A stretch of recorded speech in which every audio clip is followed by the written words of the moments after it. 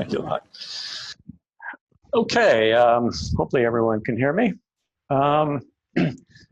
There's four things that I thought I'd talk about today, just to give you a brief overview about professional liability for marine surveyors. At the moment, I currently have about 400 marine surveying clients, so it's something that I really love doing.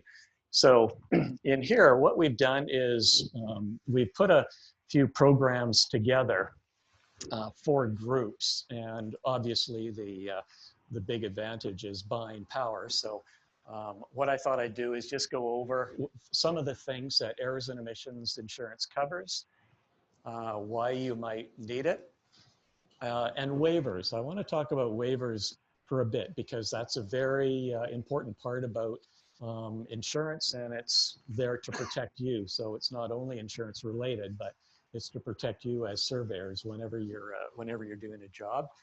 And then we'll get into the costing, because I think there's a lot of misconceptions about how much this costs. So I thought I'd get into that as well.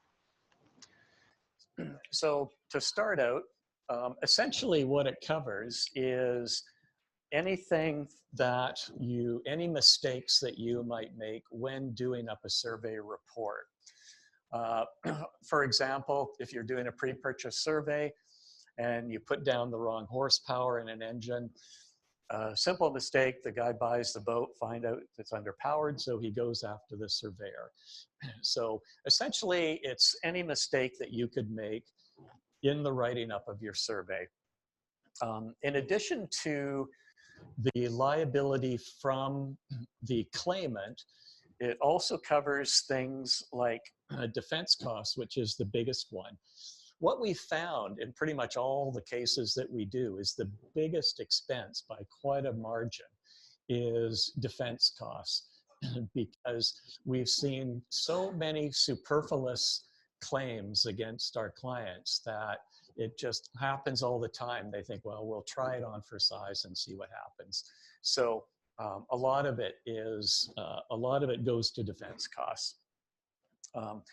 In addition to that, surveyors' fees in case they need a third party to revisit the vessel or the or cargo or whatever it is.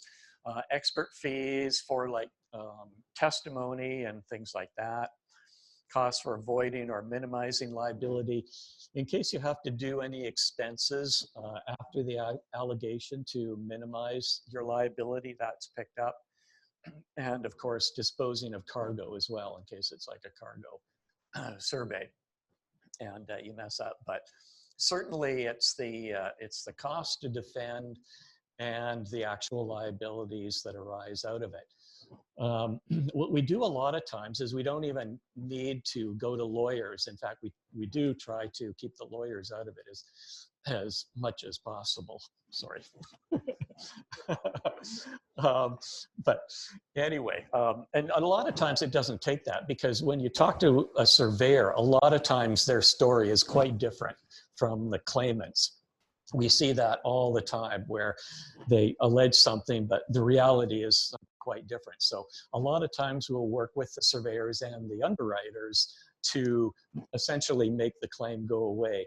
And probably most times we are in fact able to make the claim go away. So that's our first step, is trying to work with them. And it's usually only as a last resort that we go to the lawyers and get them involved. So another question about this type of cover is, what types of surveys does it cover? And I get asked that a lot, like, does it cover cargo surveys? Or what if I'm working for an insurance company and they've asked me to do a survey? Or what about pre-purchase surveys, things like that. So it covers literally any type of survey that you're doing. It also covers things like expert witness. Having said that, we do need underwriter's agreement to have that added, but it will cover you if you are being asked to be an expert witness in a case. So as far as what types of surveys, it's literally any type of survey that you do, as long as it is marine related. So just to be clear on that. Some of the things it doesn't cover they're pretty obvious. Things like dishonesty, intentional or reckless conduct, design liability. And here, what they mean by design liability is some surveyors may wander into the designing area. And that's a different type of insurance, designing boats and things like that.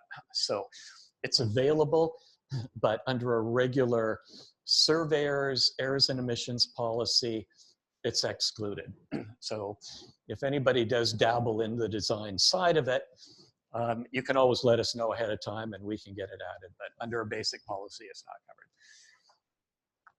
Products liability, what they're talking about here is if you make or sell any product. Normally, that never happens in your profession. I don't think I've ever heard of surveyors actually selling a physical product. So that's an exclusion. Again, there are other types of insurance for that type of risk, but not covered under an errors and omissions policy.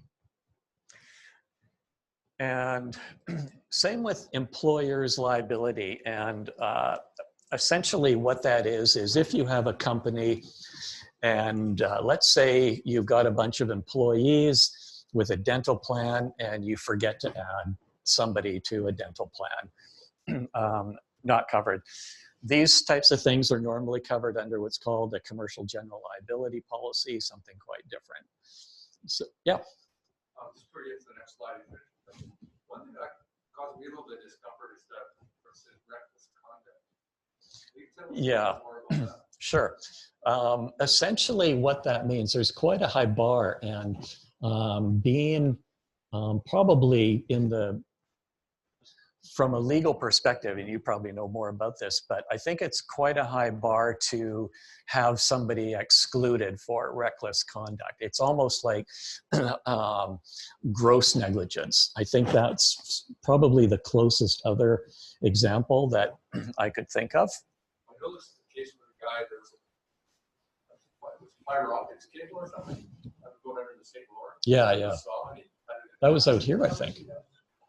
Yeah, yeah. That's where that comes from. Well, yeah, well, the interesting thing there is that he kept doing it, and I think they eventually found that he was doing it on purpose. There was no question about him doing it on purpose. I think the legal question was, did he realize what the effect of him doing that was? And so, yeah. It's that kind of test. Yeah, exactly. It's got to be, really, really reckless. And I've seen this wording in other types of policies as well, where they exclude reckless. And I think there's a legal precedent to that word, which is a very high bar. Like you've got to be almost the same as dishonest or intentional. Very, very close to that. Very close. Yeah. I've never seen a claim denied of all the ones we've ever done and where somebody has said, yeah, it's reckless conduct. So it's got to be a pretty high bar. Okay. Yeah, why do I need it? And ironically, a lot of it is our fault. Sorry about that. Years ago, my dad was a surveyor actually, and years ago it was not available. Nobody sold errors and omissions for surveyors. Nobody had it, and therefore nobody ever claimed against them. It just wasn't done. Now we're finding that because I don't know if it's the only reason, but we find that as people realize that it is available and people can buy errors and omissions insurance for surveyors, that we are seeing quite a number of claims. They are coming through. People are going after surveyors. And it's not just, I don't want to take all the credit for it, but it's also essentially just a litigious society that we live in. is that everybody is suing everybody in case, you know, something happens. It's almost like a knee-jerk reaction. Well, it's not right, so I'm going to sue them. So that has become, in the last 10, 20 years, more and more prevalent.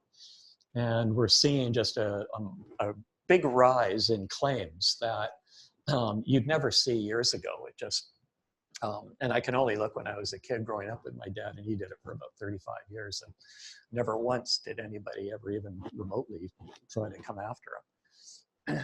So yeah, so that's part of it. Just the society that we live in, people are going after them. I referenced in my presentation this morning that in the UK, the two insurers we're close to have noted in the last 12 months a very significant rise in both the volume and the value of the claims. Yeah, and particularly in the last 12 months. yeah, and we're seeing the same thing. We've done programs for, well, the first one we put maybe 3 years ago, and there's been a pretty steady rise in that. So that's absolutely right. And so yeah, so that's one of the things that we're seeing. So, so some of the actual examples of claims that we've seen, you'd think these things would just be ridiculous, but as an example, the hull thickness was noted to be 1/4 inch instead of 3/16. Failed to uncover easily seen mechanical electrical issues. Failed to advise new buyer to remove plugs for winter storage. We were talking about this one yesterday. And actually, just to sort of expand on this third one, what happened was the surveyor took out the freezing plugs to inspect it, and then putting them back in. Winter comes along, engine freezes. So he's blaming the surveyor because the surveyor didn't tell him that essentially he needs to winterize his engine. So, you know, those are some of the things that we're seeing, and these are all real examples. Mist shaft corrosion and faulty air conditioning.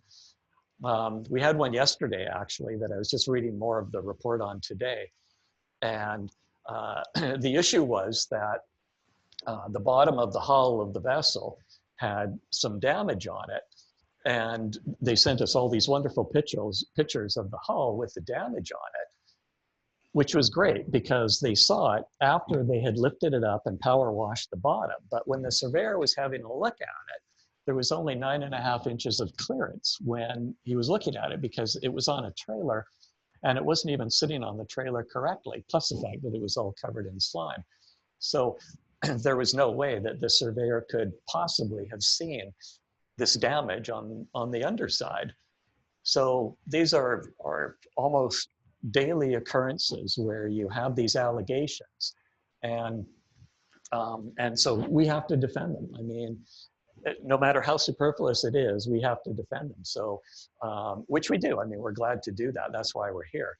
But in this case, what we'll do is normally we'll talk to the underwriters, and a lot of times what it takes is a third party to say to the claimant that, no, here are the facts, that this is what actually happened, and as a result of that, we're standing by our decision not to pay your claim or not to essentially respond.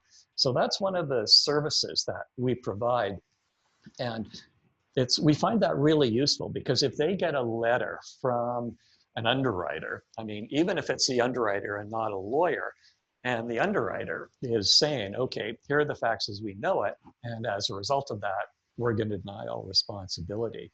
And 9 times out of 10, they actually will go away because you're setting out all the facts of the case, but it's also who it's coming from. So this is coming right from your insurance company. So if these guys think, oh, well, this guy's got insurance, so, you know, they're just going to hand over whatever we ask for. That's definitely not the case. Yeah. Let me ask a question. Are you not covered to a certain degree by having them read this claim for defense? Excellent question, and I'm just about to get to that. No, that's fine. But yeah, no, that's absolutely true as well. But that is one of the biggest services that we provide, and we actually spend a lot of time on claims, just going through the facts and preparing a response. And what we'll do is we work with the surveyors. I also want to stress that because some people might think, well, the insurance company is going to take over and, you know, we've kind of lost control. But before we go back to the claimant, like, again, the one I was doing today, what the underwriter will do is they'll say, okay, here's our response. What do you think, Mr. Surveyor, before we send it off to the claimant? So we work all together. So we're all on the same page. We're all going for the same goal. So we certainly all work together with the surveyor whenever we have a loss. So that's sort of the way the system works. That's one of the added values of having insurance, just to have somebody else look at it, respond if necessary, and essentially hold your hand throughout all these processes. Because a lot of times, I mean, there's so many surveyors out there, and for the most part, they've never had a claim before. So that's the other thing. They have no idea what to do. So it's a great resource just to be able to call somebody and say, look, I've had this claim, where do I go now?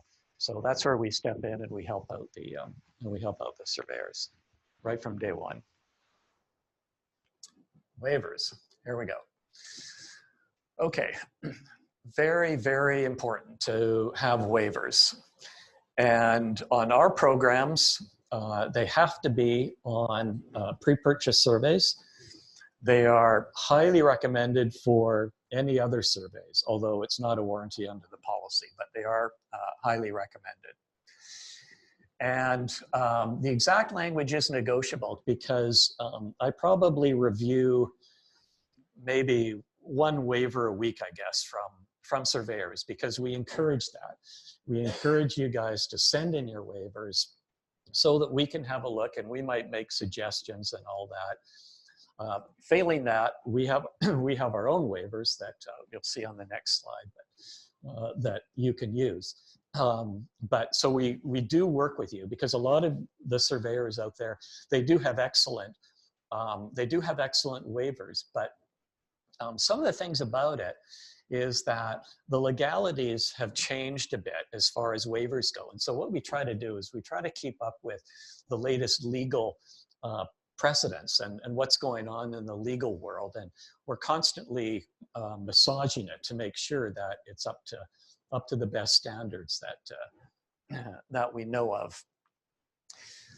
Timing is critical for when the customer sees the waiver. I don't know if anybody read the Vancouver Sun today, but there was a court case about a skier up on one of the local mountains who was, I think it was actually a quadriplegic or something, and he goes out of bounds, and he got the little ticket that everybody gets that waives liability. And then there was a big sign on the ski hill, and it said, use at your own risk. We're not responsible for all that. Signs all over the place. So anyway, he goes down and he sues them. And what he didn't do, and there's a difference here, because, and this is kind of what I'm getting at here, is that it depends on when and what the judge said. And it wasn't a court case to say whether or not he was liable. This was a court case, or a court hearing, I guess, to see if the case can proceed. So anyway, what they said was that at the time that, two things. Number one, he never did sign off on it. And he said, and the judge said, he never signed off on it, and nobody reads these little tickets anyway. But what was critical was the timing, because when you go up a mountain, and this is kind of applicable here too, it's too late to do anything about it. In other words, you're about to strap on your skis, you buy this ticket, and off you go. So it's too late to, and that's what the judge said, it's too late to really comprehend what you're doing. And so essentially they threw that out, or at least they allowed the case to progress. So here, what we're saying is there are three stages. And what these do is these affect the effectiveness of any waiver. The first choice for everybody is to have it on a work order and have the customer sign off on the work before you do the survey. So if he calls you up and he says, I'd like you to do a survey, you email him the waiver, you get him to sign off on it, and then you're good. That's the best option. That's the best option. Second best option is having a waiver on the work order and at least bringing it to the attention of the customer before you start to work. That's the next best option to do it. The third best, which is kind of a last resort, is to have it on a survey. And I'm sure all of you do have a waiver on a survey or something similar. The problem with that is getting back to the ski hill. It's after the fact. And nobody is really that comfortable. It's better than nothing, but to have it on a survey, it's after the fact, you've done the work, you give them the survey, and there's the waiver. Yep. Often I think when you guys do pre-purchase surveys, I think I understand often you give them a verbal right after the survey, and they'll go by the boat before the copy of the survey. I think it happened. It used to happen. Yeah. Yeah. Exactly. So that's the problem with doing it after the fact. And so whenever we talk to our clients, we always stress this. And as far as the timing goes, there's no warranty about when it's done. So it is up to you. But in order to strengthen your case, this is what we recommend. Having them sign off on it before you do the actual survey, that's ideal. Second, and I do get that a lot of times you cannot do that for various reasons. You know, a guy says, come out tomorrow, I need a survey. So, you know, sometimes timing is an issue, and we totally get that. So that's why insurance is, as much as we like to practice risk management, we totally get that you guys are running a business and we don't want to stop what you're doing. So what we're doing here is we're trying to help you within the parameters of your own business. Except on pre-purchase surveys. You have to have one. Yeah. What is the substantive issue as to the waivers? What are we asking the surveyor to get clear about? Excellent question, and that is on my next slide. So you guys are all one step ahead of me. Okay. So anyway, really, really critical. I really want to hammer this home because this is the best way. Even, you know, whether you have insurance or not, this is the best thing to do. It's just good risk management practice. Yep. I used to be a consulting professional engineer. Yep. If I put in a waiver on my proposal, I probably wouldn't have got hardly any calls, right? I mean, we respond to a statement of work, we give our, you know, so what is the difference? Sure. Okay. Again, we get that a lot of times you will, and insurance companies are actually famous for this, which is kind of an ironic thing. But if you do work for an insurance company, they will send you their terms, which essentially says you're going to be responsible for everything. So, you know, we get that. We get that. And that, again, goes back to what I was saying about we're not forcing you to do this. We're just recommending. But we totally get that there are going to be circumstances where, and especially if you're dealing with big companies, you know, they are just infamous for making you responsible for absolutely everything. So we get that, and that's not going to prejudice your insurance. So, you know, from that perspective, you don't have to worry about it. We get that. Okay, if it's on a pre-purchase survey, that is different. But having said that, like in his example, or with an insurance company's example, those are almost never pre-purchase surveys. You're normally doing it for an individual that's going to be buying a boat. Yeah, you're going to be doing it for somebody who's buying a boat. But generally speaking, that's not like what okay, sorry. When I say insurance company, sorry, I should clarify that. When I say insurance company, what I mean is if an insurance company hires you to, say, do a damage survey or something like that, then that's what it is. Or a condition in detail survey is what an insurance company might be looking for. So that's a little bit different from a pre-purchase. Yeah, but again, we do totally get that. Sometimes you just cannot do it, and especially with companies where they've got their own conditions, so it's either that or you don't work. So we get that. So you'd still be covered. You'd still be covered. Yeah. Must be on pre-purchase survey. Is this relevant to the survey being done for the client or for the insurer? For the I mean, sometimes it can be both. In other words, a pre-purchase survey, as we all know, is usually more detailed than a condition and valuation for insurance purposes. So it is a little bit different. But having said that, a pre-purchase survey can be used as a condition in detail for an insurance company. That's right. But a pure pre-purchase survey is normally done just for the buyer when he's thinking of buying a boat. So that's what they actually have to have it for. I don't think I've seen one yet. In fact, I know I haven't, where somebody has called us up and said, "Yeah, I'm doing a pre-purchase, but I can't get this." I've never seen that so far. It might happen, but so far I've never seen it. Okay, so here is a partial example of a suggested wording. And it's essentially in two parts. The first part waives all of your liability as much as possible. So not only does it waive your liability, but it holds you harmless. And so what that means is that not only can they not come after you, but if they do, or if somebody else does, they have to hold you harmless. So they have to protect you. So that's it goes beyond not letting them come after you. Now, the second part, where it says that notwithstanding the above clause, in the event that the client proves that the loss is caused by the negligence or whatever, the critical part is the part that I've put on the very bottom, which is bold. And there we limit our liability to 10 times the surveyor's fees.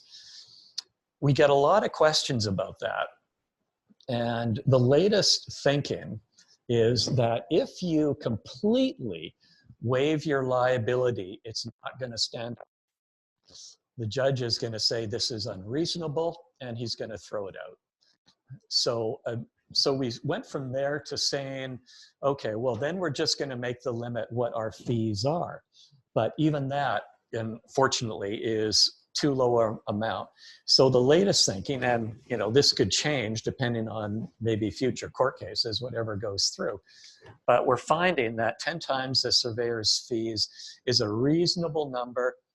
It's low enough that it's manageable, and yet the courts generally will not. We've never seen this thrown out of court.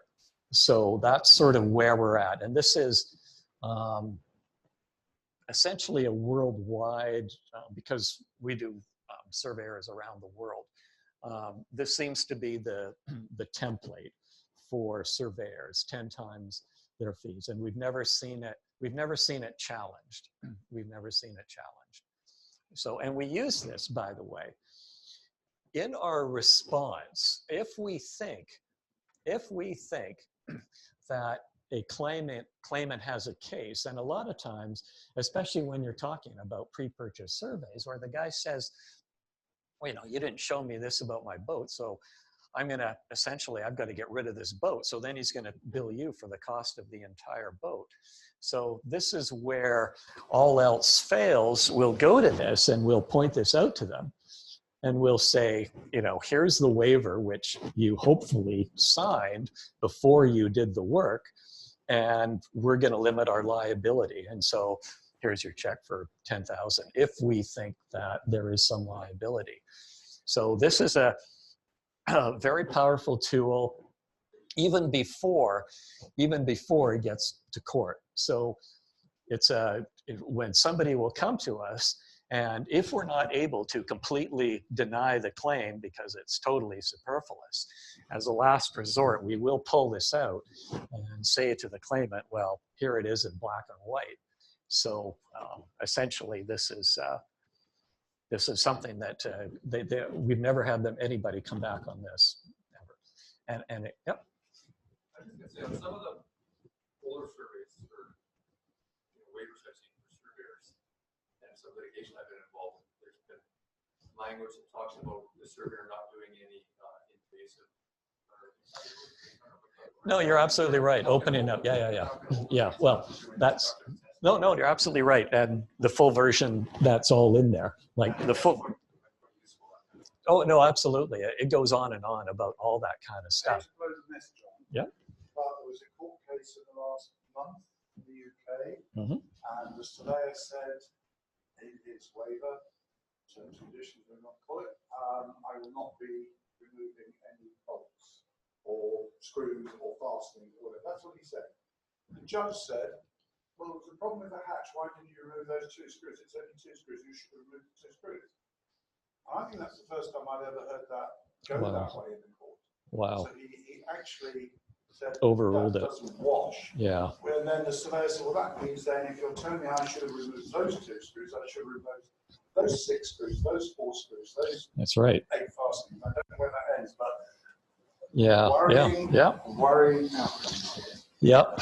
And just a quick note on Mike was saying, if you folks, if you're members of IMS or you're not members of IMS, you go to the website, you can find Report Magazine. And over the last sort of year, I think there's been either a insurance lady or something. I don't know. Yeah. They've set out this reliability and the wording and stuff. And this case came up because we all say we don't look at behind things. And this case came up and says, well, it's just 2 screws. Not that hard to remove 2 screws. So after reading that, I've actually changed the wording in my report to have the same wording as this lady. It has to be a little bit more in depth than just say, hey, I don't. You got to actually say, I do not remove screws. And I've actually removed my screwdriver from my bag. So you're not even, so that way there, you're not tempted. You may go, I'll open up this, because I used to kind of open up face plates for, electrical sockets, just to have a look in there, But after this, I'm like, well, if you open that up, why can't you open up this? So it's like I said, it's really good reading in the Report Magazine, and it's worthwhile to change the wording. And like I said, I've actually removed my screwdriver, so I'm not even tempted. That's an excellent point. And the longer I'm in this business, when I look at these court cases, it's almost like a 50-50 shot, no matter what you think. I mean, you get some judge that got up on the wrong side of the bed, and he'll just make things that will blow your mind. Yeah. John, insurance companies themselves use surveyors. Pardon me? Insurance companies use surveyors abundantly. They use surveyors a lot. Oh, yeah. Yeah. Yeah. Do they accept such onerous? Yeah, they do. Well, yeah, well, that's kind of what I was getting at. Yeah, sorry. Yeah. Yeah, no, I mean, that's something that I was getting at. And some of them are a lot worse than others as far as accepting these. Ones like Chubb, for example, they will just say, no, you're going to do it on our terms or nothing. So, yeah, but they're,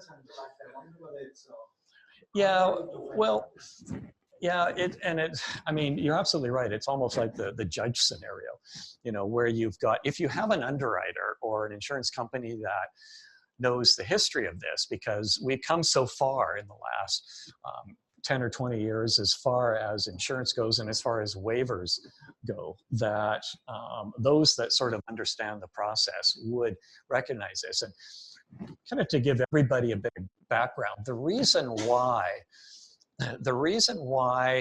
that surveyors were able to limit their liability, and this goes with architects as well, and the reason it was accepted in industry was because you guys and architects are working on really, really high value items. You know, super yachts or cargoes or what. They're really, really big items. And most surveyors are one-man shops. So if surveyors weren't able to limit their liability, that half of them would be out of business because the values that they're looking at are so big. And so historically, a long time ago, everybody accepted the fact that a waiver that a surveyor did was for the good of the business. It was for the good of the profession. And so there wasn't a lot of pushback by industry for the waivers from surveyors or even architects. I mean, we do a lot of naval architects, and we do a lot of just regular architects, and the waivers on those are absolutely brutal, and they still get away with it. So that's sort of the history of why we are where we are as far as waivers go, and why they're more accepted in this industry. A lot of industries don't have any waivers in what they do, and those are more traditional industries where you can buy insurance and it's all been accepted and everybody is fine. But surveying, naval architects, things like that, a little bit different. So there's a bit of history as to how we came to be where we're at. We're almost catching up, I guess, with the rest of the world. So yeah. So anyway, that's the recommended part. But yeah, as I mentioned, this is a big document which has all that other stuff in it.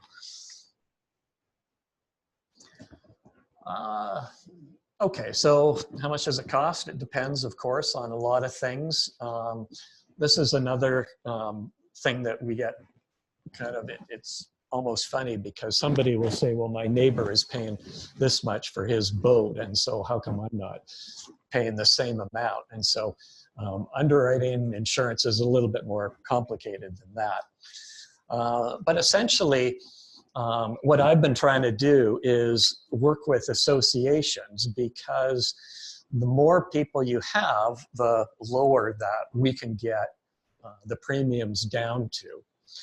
So depending on the size, for example, if you're by yourself, you might be paying, I don't know, $1,800 or $2,000 or whatever it is for insurance. But if you're part of a group, then we can get it down, depending on the size, to like $400 or up to $1,000 per surveyor.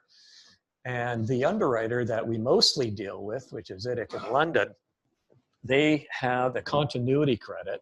So after the first year, you can get 20 to 35%. The last renewal we had for one of our biggest associations, they got 40% back. So you're looking at a net cost of around $250. It's almost free. So that's the power. That's the power of size.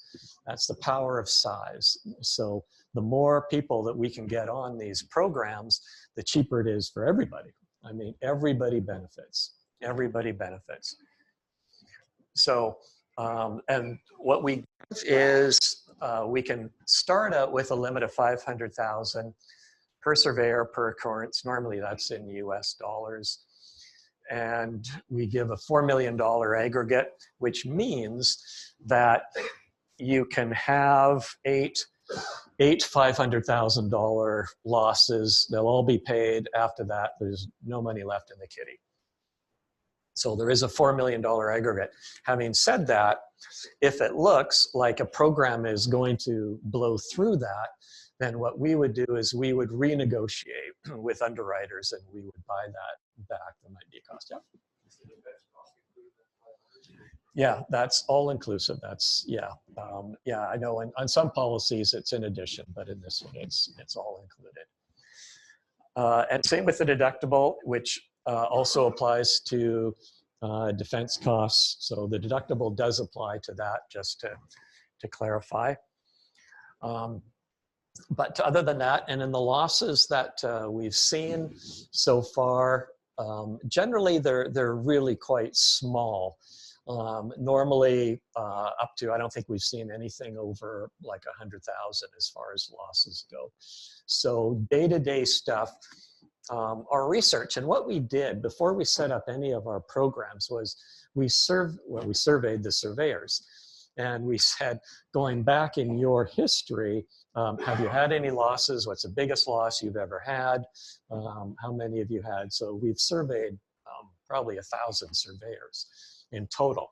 And so that's really how we came up with this amount. And the other reason is that we have to keep the premium as low as possible to make it acceptable to your average surveyor. That was the whole idea, was to try to get the perfect medium of limit and premium. If you need higher limits, they're certainly available. For a cost, I think to bump it up to $1 million might cost around $1,000 or something like that. So higher limits are available for a price on an individual basis.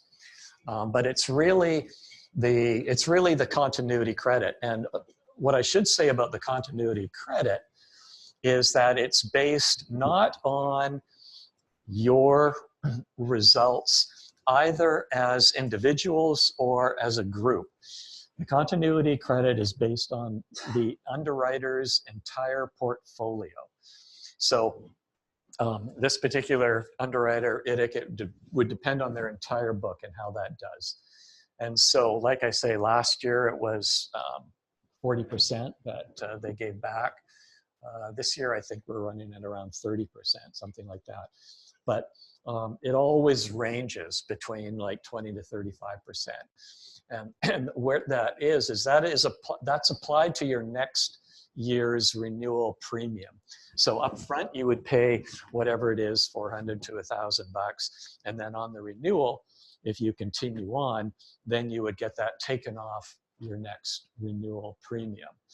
So it pays once you get in to pay it up front. And after that, it's just gravy. But honestly, it's just gravy. Yeah. Yeah. Yes.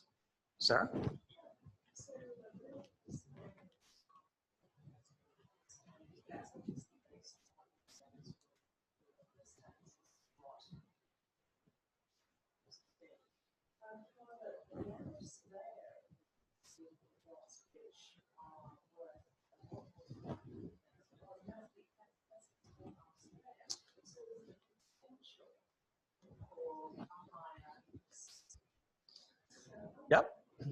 Yep, no, absolutely. Well, like I say, you can get higher limits for those people. But again, from our studies, from our surveyors, from everybody that we've heard back with, we've never seen anything even remotely this high. I mean, I totally agree with you that the potential is there for these, especially these mega yachts and things like that, which of course also brings us back to the waivers and the limitation of liability, which helps a lot. So it is available, but historically, we've never seen a claim that big. It could happen, yeah. But, there again, the other, I guess, good thing is that if somebody does sue you for $20 million because their 20 million boat sank, then essentially you just close your door and walk across the street and open up a new company. So, that's the other option. We did, that's right. Yeah.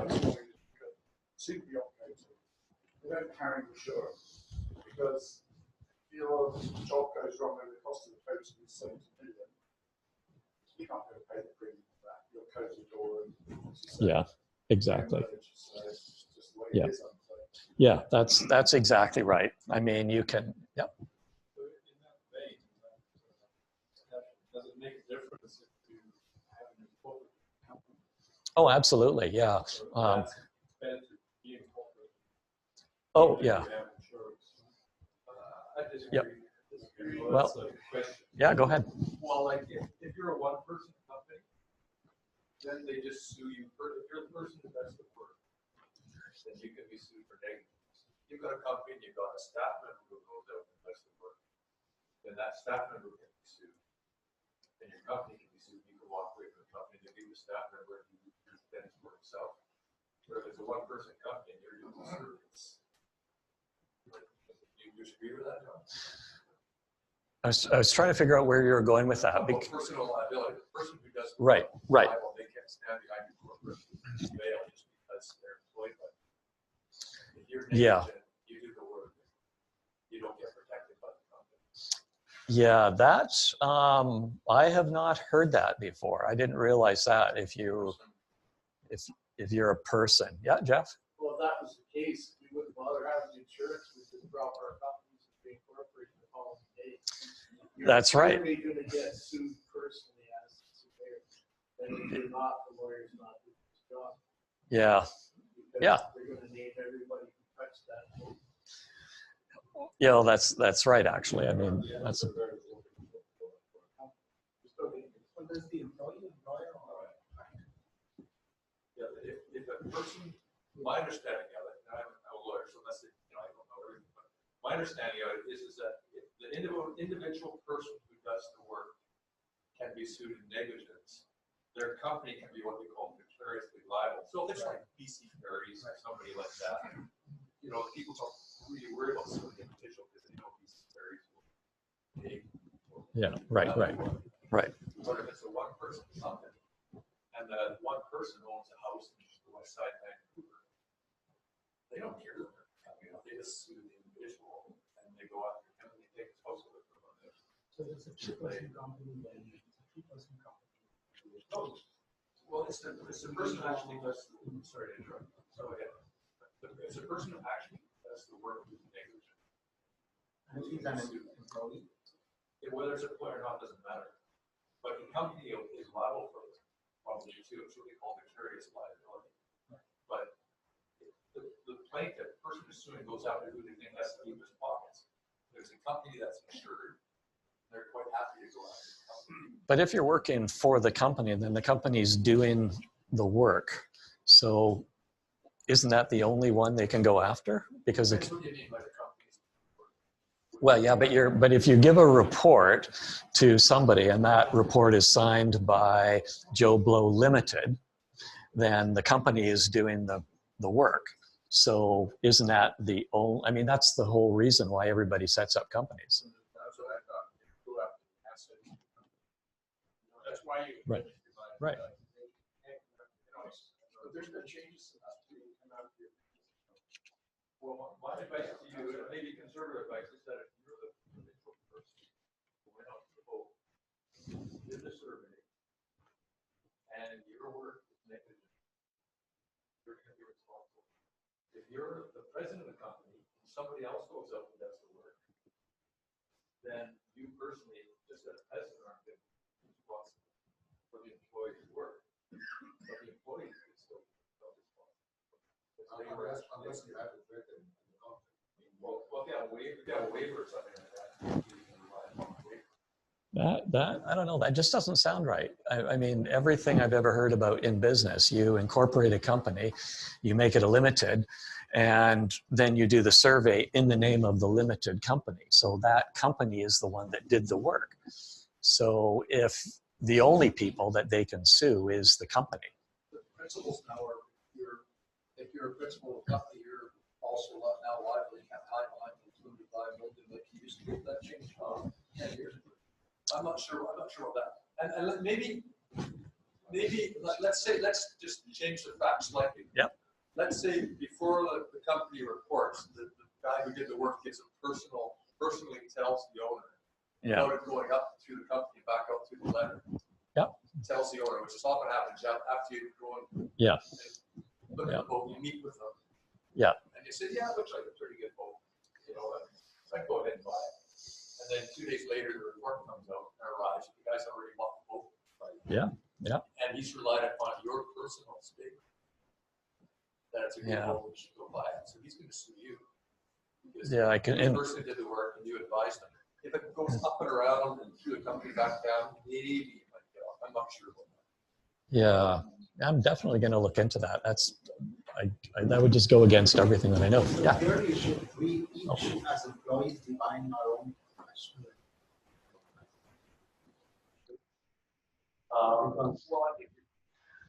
Well, I would say, actually, that's a pretty good point from an insurance perspective, is that our policy would protect both. So in this example, it would protect you personally and the company. So at least we do that. But yeah. Usually that's what we call security. The company is responsible for the acts of its employees, so as long as it's got insurance, it's sort of not an issue. Yeah, that's true. That's true. Sorry. Yep, go ahead. How long after the court's written are we liable? Okay, so good question. How long after can you be liable? Generally speaking, the courts are thinking like, we'll buy like runoff policies, for example, for up to 6 years, which is sort of I don't think there's a limitation on that. You might know, but that's generally what happens. From an insurance perspective, these are what's called claims-made policies. So in other words, the claim itself has to be made during the policy period. So in other words, let's say, for example, that you do a survey and then you retire on January 1st. And the policy that you had lapsed on January 1st. So it would not cover your future losses. So in other words, what you should be doing if you do decide to retire, and we've done this with a number of surveyors, is kept the policy going. It's half the price, and it's like a runoff policy because the claim has to be made during the policy period. So you would buy like a runoff policy for 1 or 2 years in case something does come down the pike later on. So that's the way the insurance handles that. Is that unique to ITIC or Every professional liability policy is what they call a claims made. Yeah, yeah. General liability policies are generally what they call occurrence policies, which will cover things in the future. But these are always, professional liability are always claims made. So you do have to keep it going after you do the work, which is another thing to consider when, like the continuity credit and things like that. It helps in case you do have to carry on, even if you stop working. And we've had that for a few years. Yeah. At least a small claims court, up to 30,000. You have to put the claim in beyond that, but it's 2 years from when you recently discovered the error, and it's kind of the short form. Yeah, so it's Yeah. take an example of something that we discovered for a long time. Yeah. Manifest itself. Right. Yeah, I think that's it. There's a few different year levels for things like bodily injury and stuff. So yeah, it probably is 2 years.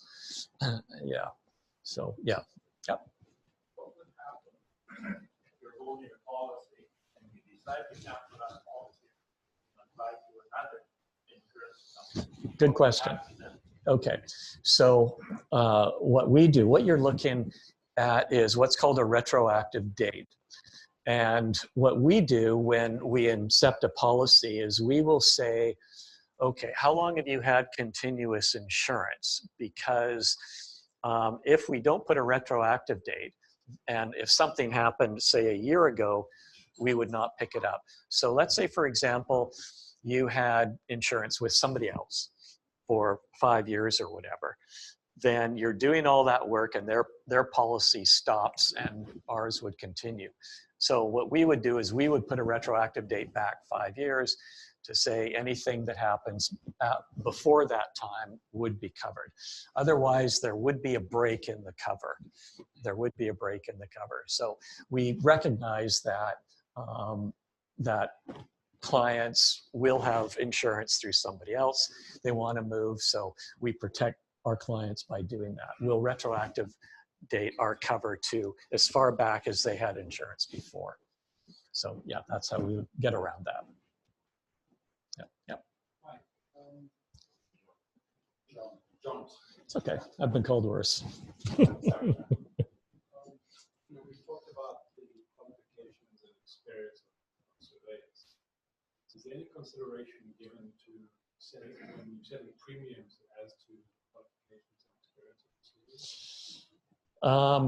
Yes and no. What they do is they will look at a surveyor's experience, and generally they'll, when we're doing a group, not so much for sure. And when you do a group of surveyors, it's a numbers game. It's purely a numbers game. You know, we'll have X number of surveyors, so we'll charge this as a base. And so you build up a premium. Where that does come into play is certainly on an individual basis. They look at a surveyor's history, a surveyor's losses, all of that.